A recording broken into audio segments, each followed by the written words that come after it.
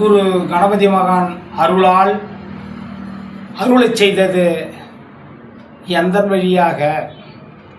அருட்பெருஞ்சோதி தனி பெருங்கருணை அருட்பெருஞ்சோதி அருட்பெருஞ்சோதி தனி பெருங்கருணை அருட்பெருஞ்சோதி அருட்பெருஞ்சோதி தனி பெருங்கருணை என்ற வாசகத்திற்கு பொருள், அருட்பெருஞ்சோதி தனக்குள்ளே இருக்கின்ற அந்த ஜீவ சுரூபமாக விளங்குகின்ற ஆன்ம சுரூபமாகிய அந்த தீபமே ஜோதி.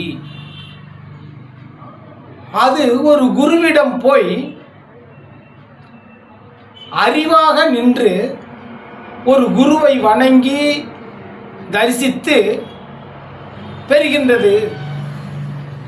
அந்த உள்ள இருக்கக்கூடிய அந்த ஜோதி தீபம், அந்த ஆன்ம தீபம் தெளிந்த பின்னால் எப்படிப்பட்ட கருணையில்லாத உள்ளமாக இருந்த போதிலும் கூட அருட்பெருஞ்சோதி தனிப்பெரும் கருணை நிலவுகிறது.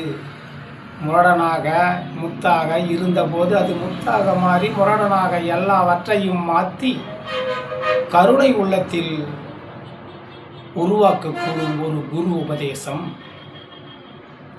அப்போ எப்படி அதை செய்யறது? எப்படி அதனை குரு கிட்ட போய் உபதேசம் வாங்கிய பின்னால் எப்படி நிலவ வேண்டும்? காதலித்து கடலடியை காதலித்து கடலடியை விளக்குமடி நெய்யுருக, காதலித்து கடலடியை விளக்குமடி நெய்யுருக, தீபமடி தெய்வமடி தீபமடி தெய்வமடி திருவாரூர் தேருமடி, தீபமடி தெய்வமடி திருவாரூர் தேருமடி,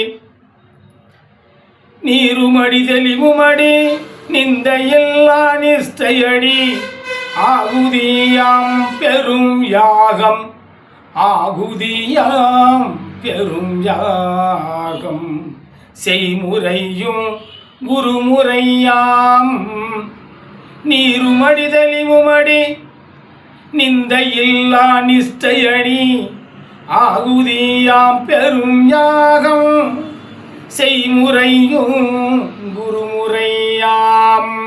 பொருள், குரு கிட்ட போய் அந்த அருள் பெற்ற பின்னால் எதை காட்டி கொடுத்தாங்களோ அந்த ஆன்மஸ்வரூபத்தை காதலிக்க வேண்டும், அதன் மீது அன்பு கொள்ள வேண்டும். அன்பு கொள்ளுமேயானால் தன்னிடம் முப்பிறவியினுடைய பிறவிகளை எல்லாம் அது விளக்கும். அது விளக்கும். எவ்வாறு? ஒரு பாலை காய்ச்சி புற ஊற்றி கடைஞ்சி மோராக்கி வெண்ணெயை எடுத்தால் அது எவ்வாறு நெருப்பினை காட்டினால் உருகுதோ அவ்வாறு உருகி தன்னுடைய நிலைப்பாடுகளை மெய்ப்பொருளை எல்லாம் அது கற்றுக் கொடுக்கும். பிறகு நீருமடி நீருமடி தெளிவுமடி நிந்த இல்லா நிஷ்டையடி,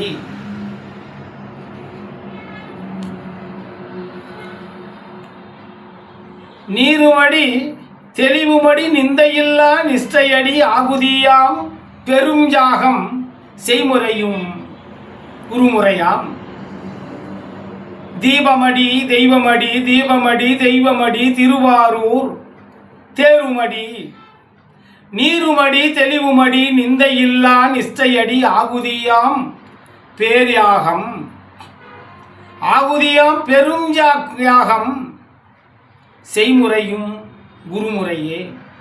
அப்போ தீபம் சொன்னது அந்த ஆன்மாவை தான் தீபம்னு சொன்னோம். அது எங்கடா? அதுதான்டா தெய்வம். அது எங்கடா இருக்குது?